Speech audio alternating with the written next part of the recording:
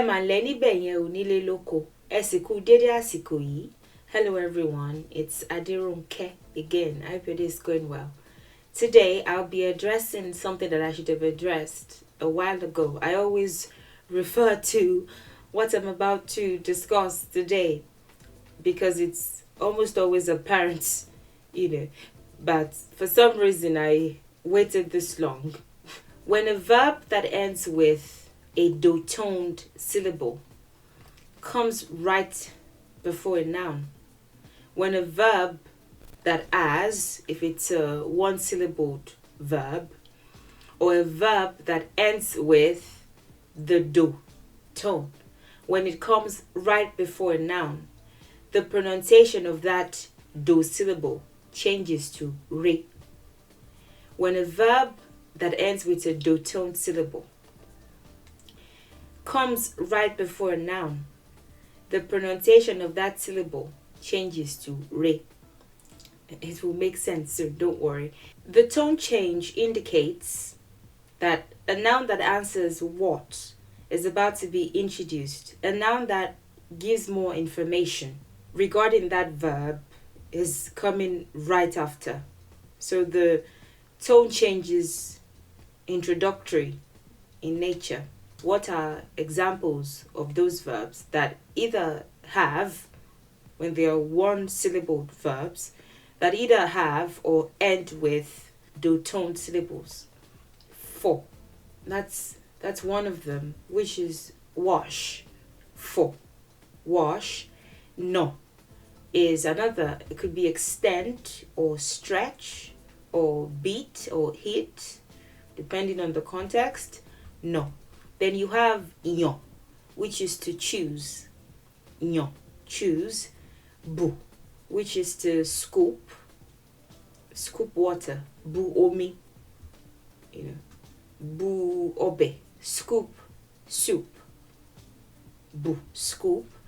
Ta is another, sell. Ta, you notice they all align. They're all one syllabled verbs. I couldn't find any two-syllabled verbs. I'm sure they exist, but they couldn't fit that do tone syllable context that I'm trying to explain. So yeah, all my examples are one-syllabled verbs because they are more popular. I suppose 98% of them are one-syllabled, have just one syllable. Bu, scoop. Ta, sell.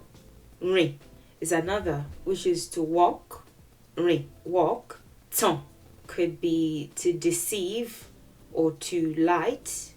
Be, to appease, to beg, or to ask for a favor from. Let's say somebody's going to the market, and you ask them to buy pepper for you because you can't make the trip, or you don't just want to go. Mo be ara le mi lata. Example, I asked my neighbor to get me pepper. You ask them for that favor to get you the pepper that you need. Mo be ara le mi lata. Something like that. So it's not always like begging in the desperate way or appeasing in the I've done something wrong way, or don't be mad at me even if I'm not exactly sure what I've done wrong. It's more like the asking for a favor from in certain contexts. Mo is no. Mo, it's no. Lo is use. Lo, use. Say, cook. Say, cook. I'm trying to. Okay, that's good. Say, cook. Te, it could be to step on, to stamp, to type, to mash. It really depends on the context. So let's pick one of the verbs that I've mentioned and let's see how they will change when they're in a sentence and a noun comes right after them, or they come right before a noun. How do you pronounce them? How do they change? writing wise and pronunciation wise. For is one of the verbs that I just mentioned. For, and it ends with a do tone syllable. It's a one syllabled word, so it has the do tone. It carries the do tone. It aligns with the do tone. And if you don't know what the do tone is, then you you skipped certain videos in this series, and you probably skipped the important one. So I'll link it for you to watch. We have three major tones that we work with: do, re, and mi, and they are the most essential part of our language. Especially when you're learning, because if you don't get a tone correctly and you pronounce it a certain way, then you might be saying something completely different from what you mean, and it might even be something offensive. And I give an example in the video that I'm about to link, so of instances where your speech can go south if you don't get the tone right. So very important to know, but I'm not going to address it here. I like to over teach. I'm trying to calm down, so I'm not going to teach it again. I'm going to encourage you to watch that video instead. For, wash. For, it aligns with the do tone. For, do, for, wash. In this example sentence, awo ni mo ń fọ̀. Awo ni mo ń fọ̀. It's in passive voice, and there is no noun after it, after for, which is the verb in question. There's no noun after it. You would notice that the tone would not change. For doesn't precede a noun, so the tone remains the same. Awo would be dishes. It could be a plate or dishes, in general. Awo ni. Ni is, depending. It could be is what, it could be is why. Sometimes you infer, like for translation purposes, you infer other words that make the sentence make sense in the language you're translating to, but it really is or are. It could be is, it could be are, depending on the context. So dishes are, or dishes are what, because of the kind of sentence that this is, and especially since it is in passive voice. You don't want to say dishes are I am washing. So dishes are what. Mo is I. Suggest, when it stands alone like that, like this, is am. It suggests that something is happening. It suggests that something is happening. Am. For is to wash. So dishes are what I am washing. You wouldn't say wash because, of course, again, you're translating. You want to make it make sense in the language you're translating to. Dishes are what I'm washing. It's in passive voice. The tone doesn't change because for doesn't precede a noun. But what happens when for comes right before a noun, or a noun comes right after for? What happens? It changes. See? It's no longer for. You won't say mo ń fọ̀ àwo. It's a verb that ends with a do tone. But since a noun is coming right after it, irrespective of what noun it is, this has to change to re. So it becomes mo ń fọ̀ àwo. The tone change has an introductory element to it. I'm about to introduce what I'm washing. I am washing. Washing what? The introductory tone change helps to answer the what aspect, the giving more information, making the sentence complete, if you will. Mo ń fọ̀ àwo is what it becomes instead. You don't say mo ń fọ̀ àwo. We won't say mo ń fọ̀ àwo. It becomes mo ń fọ̀ àwo. The tone change. I'm about to tell you what I'm washing, so I'm going slightly higher in tone. I'm moving from do to re. You know that it is do, re, mi. I'm moving from do to re. I'm introducing something. Mo ń fọ̀ àwo. Mo ń fọ̀ becomes from do, for.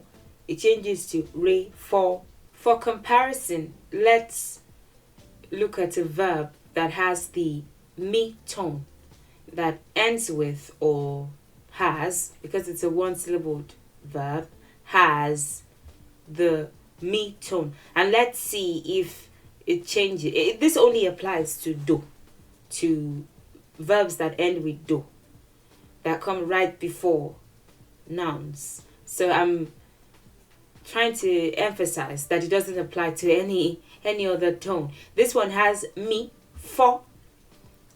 So don't see, this is what I was saying about tones earlier, is if you pronounce it a certain, if you don't learn the tones and don't make proper pronunciation your priority, then you may want to say for wash and say for break.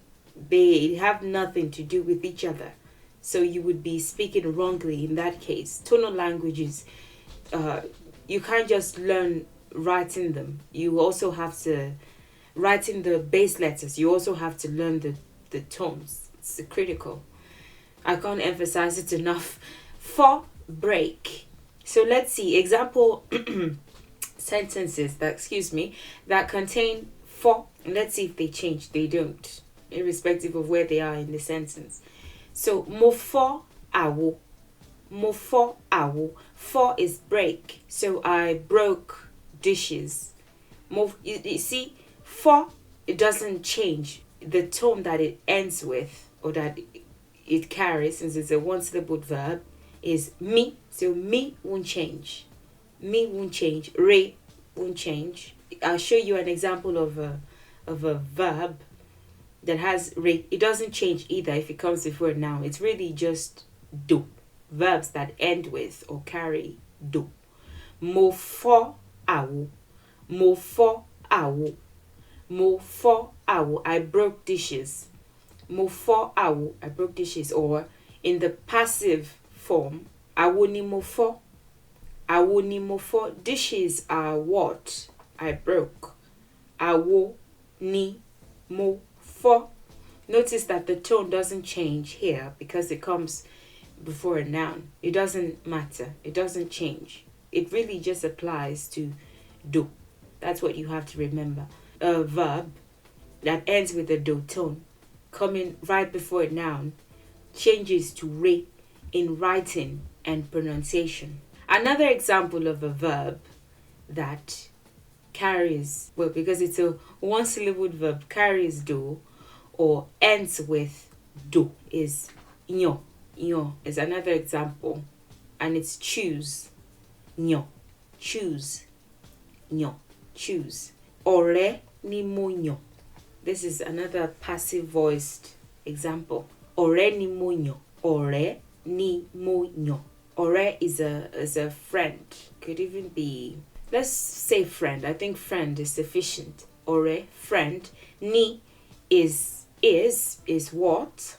Mo, I. Nyo, choose is what it is, but well, I should have left it as choose and then like done the proper translation here, but it really is choose, but it could be chose. It's chose in this sentence because it's something that you did in the past, something that you have done, that you did in the past. A friend is what I chose, or even this could even be friends are what I chose. You're just talking about friends in general. So it could be friends are what, or a friend is what. It really depends on the speaker and what they mean. Oreni munyo, a friend is what I chose. Nyo doesn't precede a noun. It ends the sentence. So it doesn't change. It doesn't change because it doesn't need to. It doesn't come before a noun. But in the instance where it does, munyo ore, you see, nyo changes from do to re. Nyo becomes nyo do, becomes re. Munyo ore. Munyo ore. I chose a friend. I chose a friend. When nyo precedes a noun, it changes to nyo. Munyo do changes to re. Nyo changes to nyo. Munyo ore. Mo yan ọ̀rẹ́. I chose a friend. An example of a verb that ends with or even carries, since it's a one-syllable verb, the re tone. Let's see example sentences, especially one where it comes right before a noun, and let's see if it will change. It won't, just for comparison. Yan, it could be to smoke or to kipper, especially fish. Smoke or kipper. Mo yan ẹja. Mo yan ẹja. This is the active voice. This is the passive voice. But the point here is the tone doesn't change. Mo yan ẹja. Mo, I. Yan, smoke or kipper. Ẹja, fish. I smoked or kippered fish. It doesn't change. It comes right before a noun, but it doesn't change. It's re. It doesn't need to change. If it was me, still wouldn't need to change. It really just applies to do. Mo yan ẹja. I smoked fish. I kippered fish. Or in the passive form, passive voice, ẹja ni mo yan. Fish is what I smoked. Fish is what I kippered. Ẹja ni mo yan. Mo yan ẹja. Ẹja ni mo yan. The yan doesn't change, whether it's not before a noun or it's right before a noun. It doesn't matter. It remains the same. So the tone doesn't change. Nyo, nyo. Again, you don't want to confuse nyo, which is choose, with nyo, which is smoke or kipper. So tones are very, very important to learn and to know how to pronounce correctly. Another example of a verb that ends with a do-toned syllable is be. Be.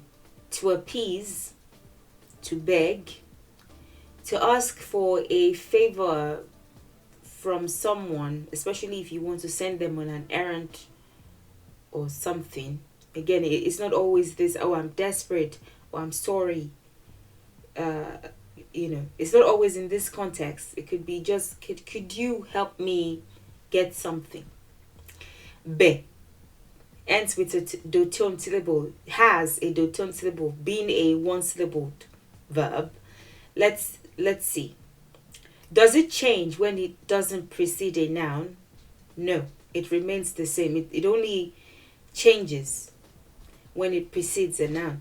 So if you say moti be,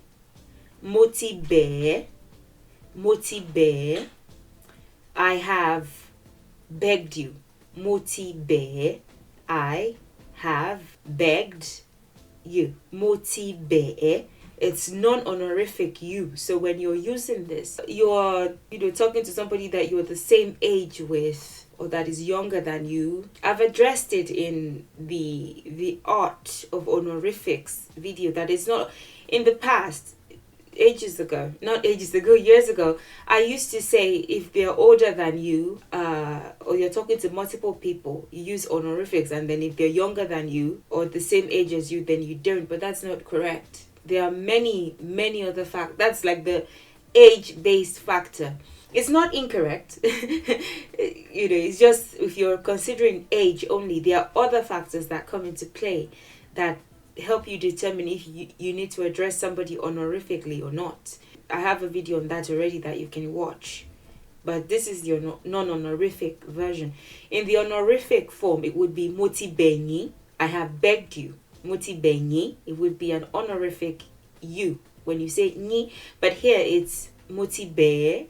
Now I have addressed this before, the importance of the hyphen, where you make the third person singular pronoun from the last syllable of the verb, of the preceded verb. I have addressed this as well in my video on personal pronouns. I'm excited because for the first time in a long time, I'm referring to things that I've already published. This is another sentence that looks similar to the previous one, but it's not the same as the previous one. When you see a hyphen like that, and it really depends on the people who are writing it, So I guess not many people would write it like this, but it's important that the hyphen is included so that readers are not confused, so that meaning is not confused.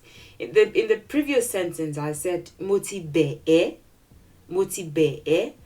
Here it is moti be, moti be. So it's not moti be e. You won't read it as if there's no hyphen there. Because of the hyphen, you would say moti be. Do mi re is how I explained it. It's in my personal pronouns video. How to form third person singular pronouns from verbs, from the verbs that are to precede them. From verbs. Moti be, do mi, re mi re. If the I don't want to teach what I spent about an hour or so teaching. It's not fair on you. I'm going to encourage you to watch that video instead. If you want to understand how this third person singular pronoun was derived from this verb. So it's not the same as I have begged you. It is I have begged him or I have begged her. And if you can beg and it, I don't know, I've begged it. It's him or her or it. Third person singular pronoun. Moti be. You when you see this, you won't read it like moti be, because then you would be saying I have begged you. When you write it properly like this, then it's clear that what you're saying is I've begged him or her or it. Moti be, moti be. So don't confuse it with the previous one. Moti be. This is a pronoun. Be is preceding a pronoun, so it doesn't change. That's the point what I'm addressing. But again, I'm pointing at certain things. When be doesn't precede a noun, it doesn't change, so it remains be. However, when it precedes a noun, when it comes before a noun, it changes from do to re. So moti, you won't say moti be ashake, for I have begged ashake. You won't say moti be. You say moti be, a noun is coming after. You're about to give more. You've begged who? It answers the question what, or if it involves people, then the question who did you beg? You know, I have washed what? What did you wash? I've washed something. What did you wash? I have chosen somebody. Who did you choose? You know, answers the question what, or well, helps introduce an answer to the question what or who. Doesn't necessarily answer, but helps introduce the answer. Moti be ashake. Ashake is a name that women often bear, but a long time before now, I'm talking centuries upon centuries, there are many names that we've assigned to certain genders now that were gender neutral, because their meanings don't have anything to do with femininity or masculinity. So just another thing that I'll probably touch on when I start to talk about names. I find that for as long as I've been doing videos and I've been wanting to, I've not done anything on names. I've done nicknames, you know, pet names, but I haven't done anything on names, on regular names and oriki. So I probably should get to it too. Just like several other videos that I haven't gotten to. My apologies. Moti be ashake. I have begged ashake. You see, it changes from do to re. Moti be ashake. Moti be ashake. Let's compare with these ones. So again, tones are very critical. This is be. This is be. There is be, which we've addressed, and the instance where it will change when it precedes a noun. You also have, you know, regular verbs that have the same base letters, b and e, but different tones. This is be, which is to burst, to cut off, jump, to birth, but only for certain animals. You know, the way that I suppose it relates to burst as well, to burst out of the pot where the baby comes out of. Let's say there's a, I don't know, is it goats or sheep or even cows, or there are certain mammals that their children just burst out of their reproductive parts. They just like that, you know, with the water and the everything. They just, you know, pop out like that, burst out like that. Say oti be omo. It's old lingo. People would just say you speak regularly and say be omo. You know, now you could say that too.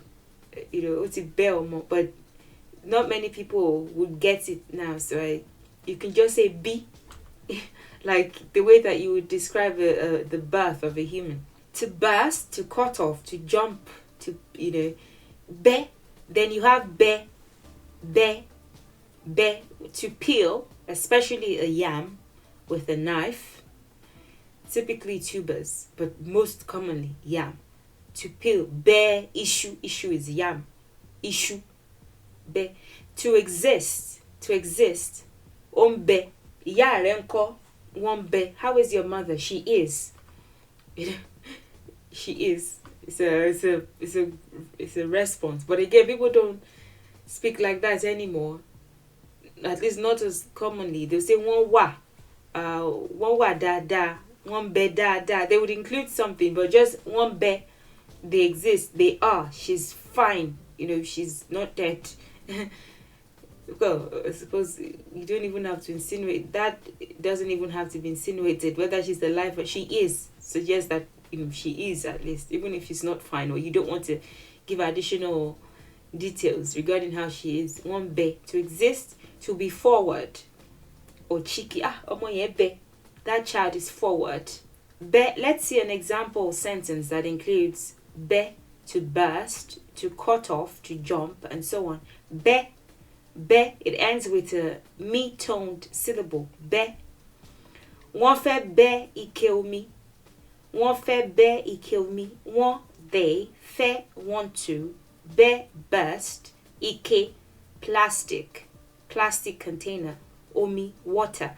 They want to burst the plastic container of water, or they want to cause the plastic container of water to burst.